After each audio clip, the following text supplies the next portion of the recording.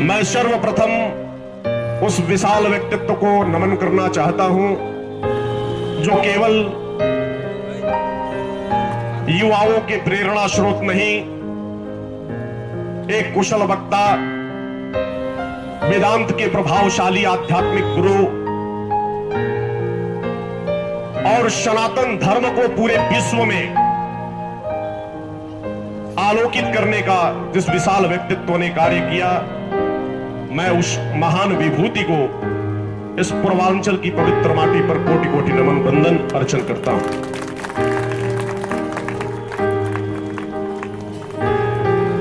और मैं कहूं कि आज का वो माहौल है, आज का वो पल है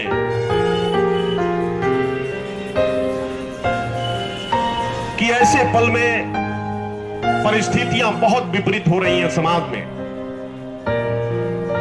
एक न्याज कपिल वस्तुवी की वो कलाम मुझे याद आ रही है कि बदल गया है गांव हमारा, पहले जैसी बात कहां है।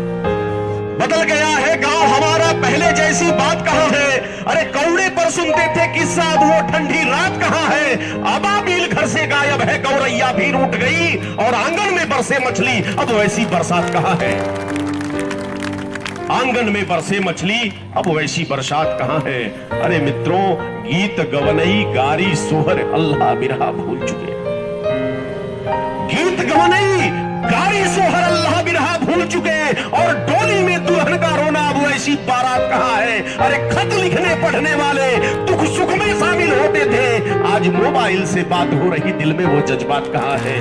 मोबाइल से बात हो रही, दिल में वो जज्बात। जो गुजर गए हैं वो जमाने नहीं आते। मित्रों, आज के समाज की परिस्थितियों का मैं अंकन इन 4 पंक्तियों से करना चाहता हूं कि जो गुजर गए हैं वो जमाने नहीं आते। आते हैं नए लोग, पुराने नहीं आते। अरे लकड़ी के मकानों में चिरागों को मत रखिए, आज पड़ोसी भी आग बुझाने नहीं आते। और जब समाज की परिस्थितियां इतनी बुरी हो और वैसे हालात में इस तरह के महान विभूति का जन्म दिवस सौरभ मिश्रा की कोचिंग सेंटर में मनाया जा रहा हो, तो निश्चित रूप से मैं कैसे बधाई न दूं सौरभ मिश्रा, सौरभ कुशवाहा जी को। तो उनको देवता मानता हूं मैं, तो हिंदुस्तान का पूजी मानता हूं उस व्यक्ति को, क्योंकि वो व्यक्ति नहीं हो सकता, वो तो एक विशाल संस्था था जो जन्म जन्मांतर तक हमारे बीच में जीवित रहेगा। और ये मेरा अपना मानना है, ऐसा मैं महसूस करता हूं कि इन्हीं बच्चों में वो स्वामी विवेकानंद बैठे हुए हैं। हर घर में स्वामी विवेकानंद है, केवल जरूरत है तो एक स्वामी रामकृष्ण परमहंस की, जो उस विवेकानंद को पैदा कर सके, निकाल सके बाहर।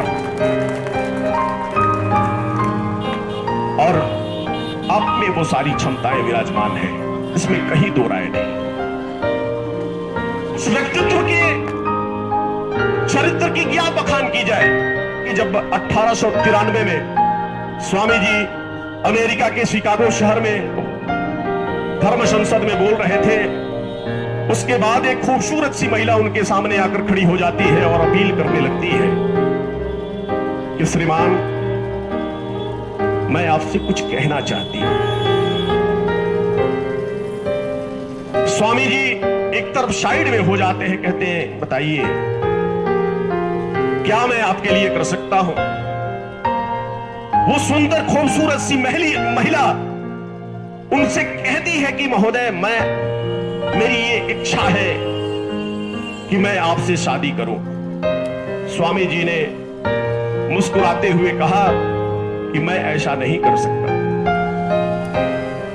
उसने पूछा क्यों नहीं कर सकते, क्या इस विश्व में मेरे से भी खूबसूरत महिलाएं हैं जिसके लिए आप मुझे टालने का प्रयत्न कर रहे हैं। स्वामी जी ने कहा मैं ऐसा नहीं कर सकता। महिला ने पूछा क्यों नहीं कर सकते। स्वामी जी ने बड़े विनम्र भाव से कहा कि मैं बाल ब्रह्मचारी हूं, मैं आजीवन शादी न करने का प्रण ले रखा है।